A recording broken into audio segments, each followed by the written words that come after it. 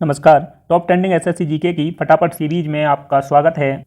इस प्रकार का यह तीसरा वीडियो है। इससे पहले हम 2 वीडियो अपलोड कर चुके हैं, जिसे आप चैनल की प्लेलिस्ट में जाकर देख सकते हैं। और यदि आप पीडीएफ चाहते हैं तो आप टेलीग्राम की जो लिंक इसकी डिस्क्रिप्शन में दी गई है उस पर जाकर के इसे प्राप्त कर सकते हैं। तो चलिए शुरू करते हैं बिना देरी के। पहला प्रश्न है, भारतीय संगीत की जानकारी देने वाला वेद कौन सा है? तो देखिए, भारतीय संगीत का जनक कहा जाता है किसको?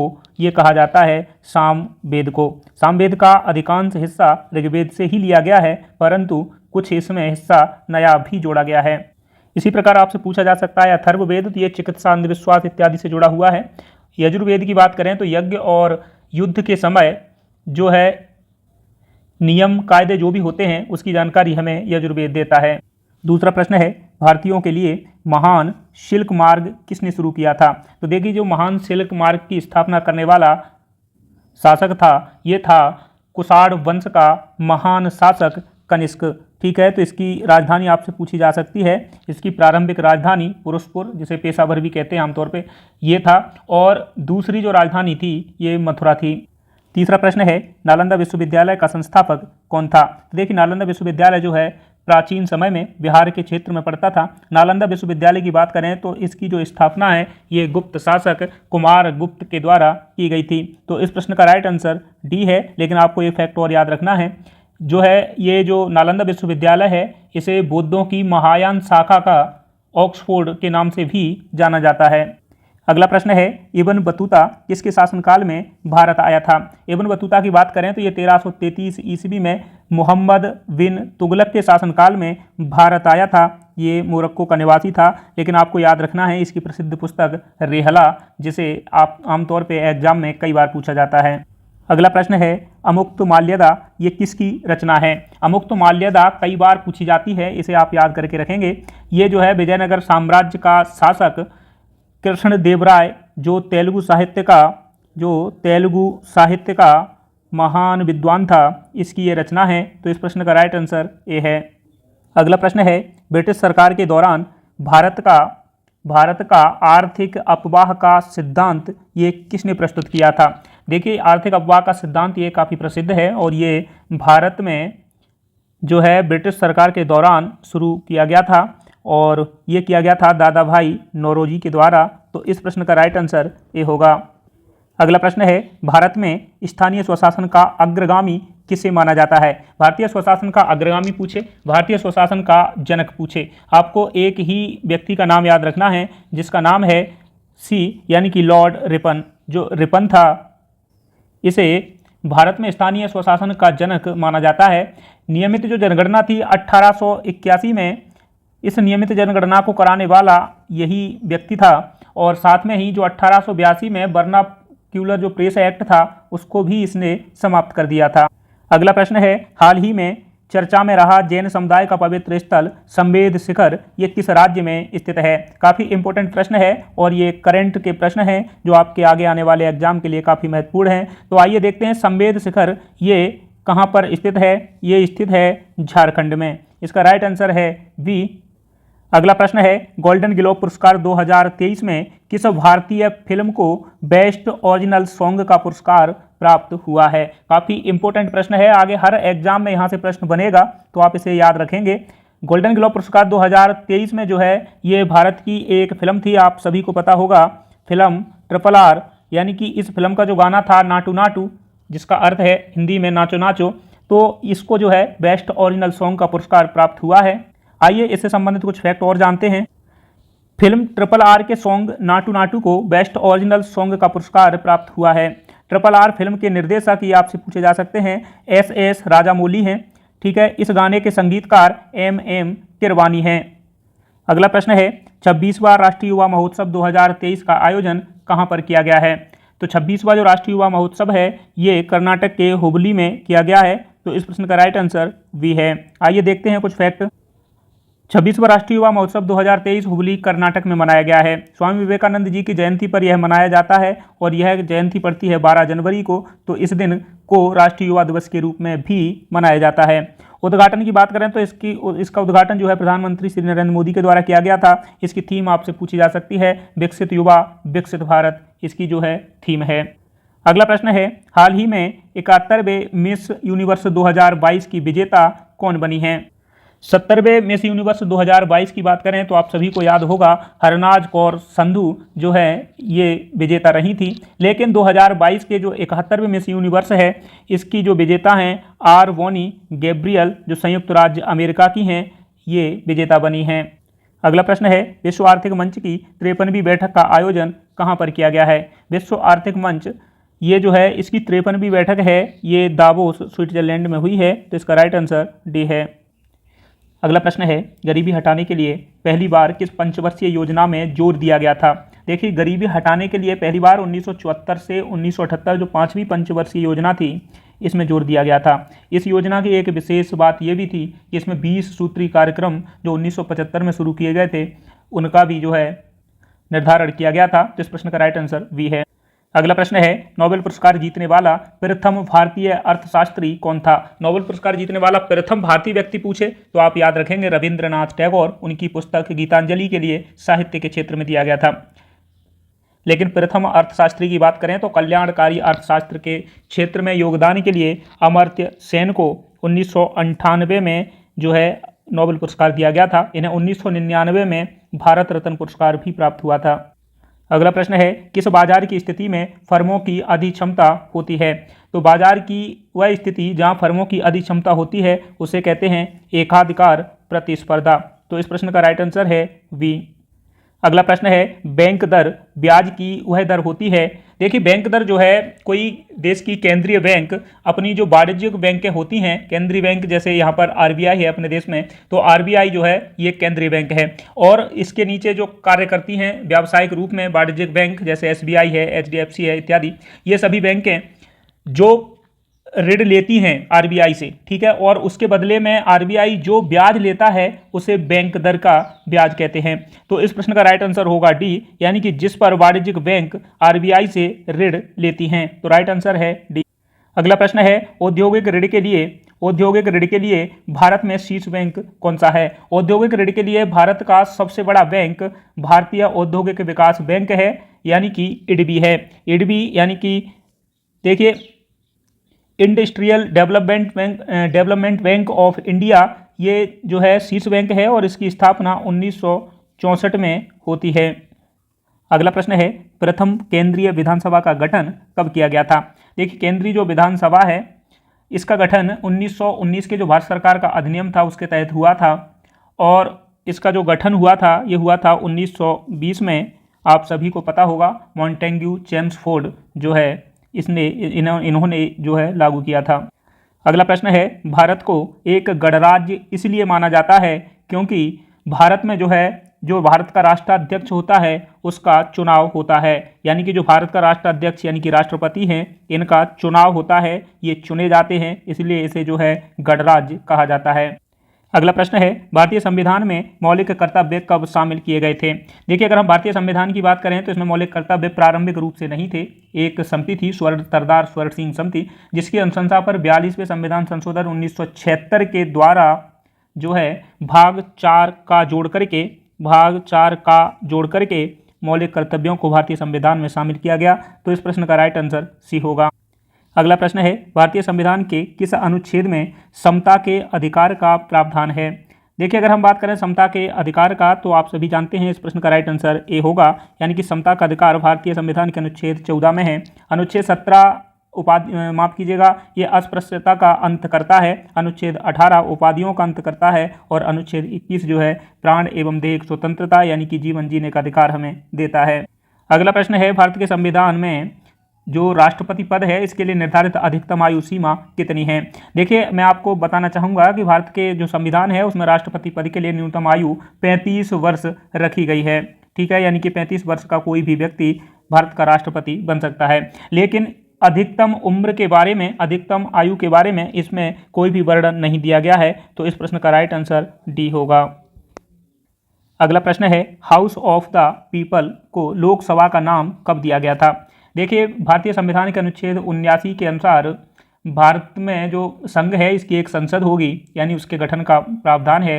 इसमें 3 अंग होते हैं, राष्ट्रपति, राज्यसभा और लोकसभा, जिसमें लोकसभा का ही विघटन हो सकता है। बाकी के ये 2 अंग ये परमानेंट होते हैं। लोकसभा की अगर हम बात करें तो इसको जो है 1954 में ये नाम मिला था। इससे पहले इसे हाउस ऑफ द पीपुल के नाम से जाना जाता था। तो इसका राइट आंसर सी होगा। अगला प्रश्न है, निम्न में से किस राज्य की तटरेखा सबसे लंबी है? देखिए, भारतीय राज्यों की बात करें जो समुद्र से लगे हुए हैं उनमें सबसे लंबी तटरेखा गुजरात की है, क्योंकि गुजरात की जो तटरेखा है ये काफ़ी कटी फटी है, जिसके चक्कर में ये काउंटिंग में ज़्यादा लंबाई में आती है। और दूसरे नंबर पर आंध्र प्रदेश आता है। अगला प्रश्न है, निम्न में से कौन सी नदी सबरीमाला की वार्षिक तीर्थ यात्रा से जुड़ी हुई है? देखिए, महाशिवरात्रि का जो त्यौहार होता है ये पेरियार नदी के तट पर जो अयप्पा मंदिर है यहाँ की एक वार्षिक यात्रा प्रत्येक वर्ष की जाती है। इसकी अगर हम बात करें तो ये जो है ये इस प्रश्न का राइट आंसर तो डी होगा, यानी कि पेरियार नदी पर है। तो सबरीमाला जो सबरीमाला है वहाँ पर अयप्पा मंदिर है, यहाँ पर ये जो है वार्षिक यात्रा की जाती है, पेरियार नदी के किनारे है। साथ में ही आपको एक और याद रखना है, मकर विलक्कू। मकर विलक्कू जो है प्रसिद्ध त्यौहार है जो इस अवसर पर आयोजित होता है। अगला प्रश्न है, अलमत्ती बांध। देखिए, अलमत्ती या अलमाटी आपसे कुछ भी पूछा जा सकता है तो आप याद रखेंगे अलमत्ती बांध किस नदी पर स्थित है। अलमत्ती की बात करें तो ये जो है कर्नाटक में कृष्णा नदी पर स्थित है। इस प्रश्न का राइट आंसर डी है। अगला प्रश्न है, विक्टोरिया प्रपात किस नदी पर अब स्थित है? विक्टोरिया जलप्रपात की अगर हम बात करें तो ये अफ्रीका महाद्वीप में बहने वाली जाम्बेजी नदी पर स्थित है। तो इस प्रश्न का राइट आंसर डी होगा। लेकिन आपको याद रखना है जाम्बेजी नदी पर निर्मित एक और बांध जो एसएससी का फेवरेट प्रश्न बनता रहा है, करीबा बांध जिसका नाम है। ठीक है, तो करीबा बांध भी जाम्बेजी नदी पर ही स्थित है। अगला प्रश्न है, सितार का जनक किसे माना जाता है? सितार की अगर हम बात करें तो सितार यानी कि सहतारा जिसे कह सकते हैं, तो सितार या सहतारा का जनक अमीर खुसरो को माना जाता है। तो इस प्रश्न का राइट आंसर सी है। प्रसिद्ध सितार वादक आपको याद रखना है पंडित रविशंकर शुक्ल। अगला प्रश्न है, स्वामी नारायण मंदिर अक्षरधाम ये कहाँ पर स्थित है? देखिए, आपने सुना भी होगा, काफ़ी चर्चित मंदिर रहा है। तो इस प्रश्न का राइट आंसर ए है, द्वारिका गुजरात में जो है स्वामी नारायण मंदिर अक्षरधाम जो है स्थित है। अगला प्रश्न है, नेशनल स्कूल ऑफ ड्रामा निम्न में से किस शहर में स्थित है? तो नेशनल स्कूल ऑफ ड्रामा की स्थापना भारत सरकार के द्वारा 1950 में नई दिल्ली में की गई थी। तो इस प्रश्न का राइट आंसर ए होगा। अगला प्रश्न है, यक्षगान ये किस राज्य का लोक या जनजातीय नृत्य है? यक्षगान काफ़ी प्रसिद्ध है, आप सभी को पता भी होगा। इस प्रश्न का राइट आंसर बी है, यानी कि यक्षगान जो है कर्नाटक का प्रसिद्ध लोक नृत्य है। अगला प्रश्न है, तमिलनाडु का सबसे लोकप्रिय त्यौहार कौन सा है? तो तमिलनाडु में सबसे धूमधाम से मनाया जाने वाला त्यौहार पोंगल है। ये पोनम नहीं है, माफ़ कीजिएगा, यहाँ ये गलत है।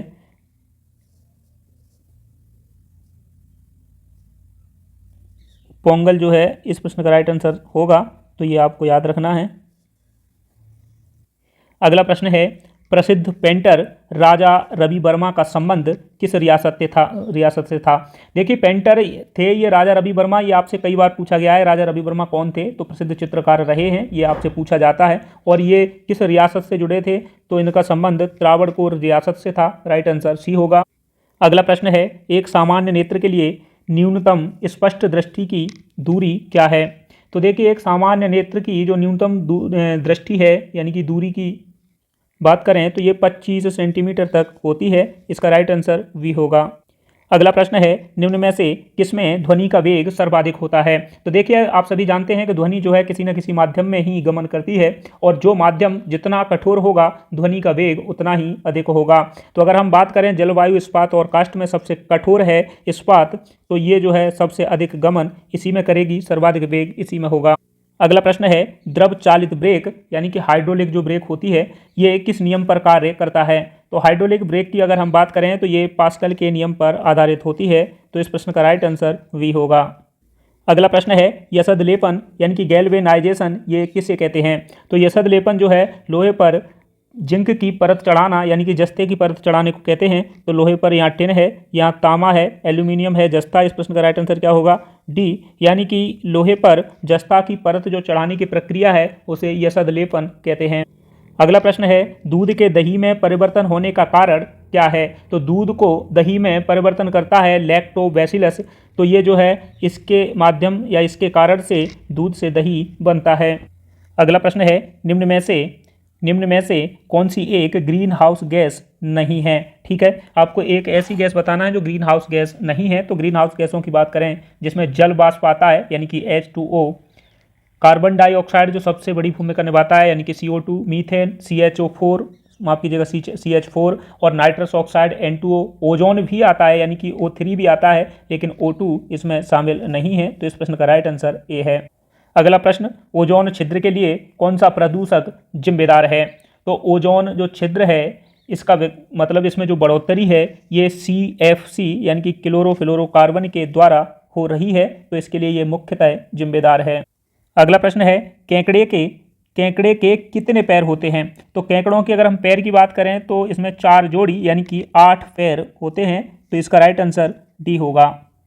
अगला प्रश्न है, ग्लूकोमा निम्न में से किसका रोग है। ग्लूकोमा जिसे ग्लाउकोमा भी कह सकते हो, तो ये जो है नेत्र में होने वाला एक रोग है। तो इसका राइट आंसर ए होगा। अगला प्रश्न है, भारतीय वन प्रबंधन संस्थान कहाँ पर स्थित है। तो भारतीय वन प्रबंधन संस्थान की बात करें तो ये मध्य प्रदेश की राजधानी भोपाल में स्थित है। ठीक है, तो इसका राइट आंसर डी है। इसे आप ऐसे भी याद रख सकते हैं कि मध्य प्रदेश में सबसे अधिक वन क्षेत्र है। अगला प्रश्न है, साल, सागौन और शीशम ये किस वायोम के वृक्ष हैं। देखिए इसका अनुमान अपने यहाँ पाए जाने वाले वनों से लगा सकते हैं, क्योंकि अपने यहाँ अधिकांश जो वन हैं ये मानसूनी वन हैं। लेकिन यहाँ मानसूनी के 2 ऑप्शन आपको मिल सकते हैं, एक ही है, माफ़ कीजिएगा। तो इस प्रश्न का राइट आंसर ए है, यानी कि मानसूनी बायोम। ठीक है, तो ये मानसूनी बायोम के वृक्ष हैं। अगला प्रश्न है, भारत का सुंदरवन जो है किसका उदाहरण है। देखिए भारत में जो सुंदरवन के वृक्ष हैं ये जो है पश्चिम बंगाल में पाए जाते हैं और ये मैंग्रोव वनस्पति के अंतर्गत आते हैं, मैंग्रोव वनों के अंतर्गत आते हैं। इन्हें ज्वारीय वन का उदाहरण मान सकते हैं। तो इस प्रश्न का राइट आंसर सी होगा। अगला प्रश्न है, पृथ्वी पर अधिकांश ऑक्सीजन किससे उत्पादित होती है। ये प्रश्न काफ़ी अच्छा है, इसे आप याद रखेंगे। समुद्रों में देखिए धरती पर 71% जो है पानी है, यानी कि समुद्र या ऐसी ही मतलब जल निकाय का विस्तार है, और 29% भूमि है। तो अधिक क्षेत्रफल समुद्र का है और उनमें शैवाल जो हैं अधिकांश होते हैं, इसलिए शैवाल ज़्यादा भूमि को हरा भरा रखने में सहयोग करते हैं, क्योंकि ये ऑक्सीजन को ज़्यादा उत्पादित करते हैं। अगला प्रश्न है, 2 भिन्न समुदाय के मध्य का संक्रांति क्षेत्र क्या कहलाता है। देखिए मतलब ये आप याद रखिएगा। मान लीजिए ये इधर मैदान है, ठीक है, इधर मैदान है, आप इसे ऐसे समझ सकते हैं। इधर मान लीजिएगा स्थल मंडल है, ठीक है, स्थल है, भूमि है, ठीक है, और इधर जो है समुद्र है, इधर समुद्र है। तो आप इसे ऐसे याद रखेंगे। मान लीजिएगा ये जो है ये स्थल था, ये जो है समुद्र था। तो इनके बीच में जो क्षेत्र होगा इसे हम संक्रांति क्षेत्र के नाम से जानेंगे, जिसे इकोटोन के नाम से जाना जाता है। अगला प्रश्न है, अम्ल वर्षा किससे होती है। देखिए अम्ल वर्षा के बारे में हम बता चुके हैं पहले ही, बस आप ये जान लीजिएगा। इस प्रश्न का राइट आंसर सी है, यानी कि कारखानों से निकलने वाले जो प्रदूषण होते हैं उनसे अम्ल वर्षा होती है। अगला प्रश्न है, मोटर वाहनों से कौन सी मुख्य प्रदूषक गैस निकलती है। देखिए मोटर वाहनों से निकलने वाली मुख्य प्रदूषक गैस है कार्बन मोनोऑक्साइड। ठीक है, तो कार्बन मोनोऑक्साइड को नाम दिया गया है CO, यानी कि इस प्रश्न का राइट आंसर है बी। अगला प्रश्न है और आज का ये अंतिम प्रश्न है, निम्न में से कौन सा जोड़ा सही सुमेलित नहीं है। ब्लू बेबी सिंड्रोम की बात करें या ब्लू बेबी रोग की बात करें तो ये नाइट्रेट से होता है, ये बिल्कुल सही है। इटाई रोग की बात करें तो ये कैडमियम से होता है, ये भी बिल्कुल सही है। नौकनी रोग की बात करें तो ये सीसा से होता है, ये गलत है। मिनीमाटा रोग की बात करें तो ये पारा से होता है, ये भी सही है। नौकनी रोग की बात करें तो ये देखिए इसमें होता क्या है कि घुटने जो है अंदर की तरफ मुड़ जाते हैं, और इसको जो इसके लिए मुख्य जिम्मेदार कारक है ये है फ्लोराइड। तो फ्लोराइड से होने वाला रोग है नौकनी रोग। इस प्रश्न का राइट आंसर सी होगा। बाकी अन्य ऑप्शंस को भी आप याद करके चलेंगे, क्योंकि ये काफ़ी इंपॉर्टेंट हैं। किसी न किसी एग्जाम में इनमें से कोई ना कोई फैक्ट के रूप में आपसे जरूर पूछा जा सकता है। साथ में ही आपको याद रखना है कि अगर आपको ये वीडियो अच्छी लगे तो आप लाइक कर सकते हैं, कमेंट कर सकते हैं, और इसे ज़्यादा से ज़्यादा लोगों तक शेयर भी कर सकते हैं। अगर आप इस वीडियो पर या इस चैनल पर नए हैं तो आप इसे सब्सक्राइब भी कर सकते हैं। चलिए मिलते हैं हम अगली वीडियो में, तब तक के लिए नमस्कार।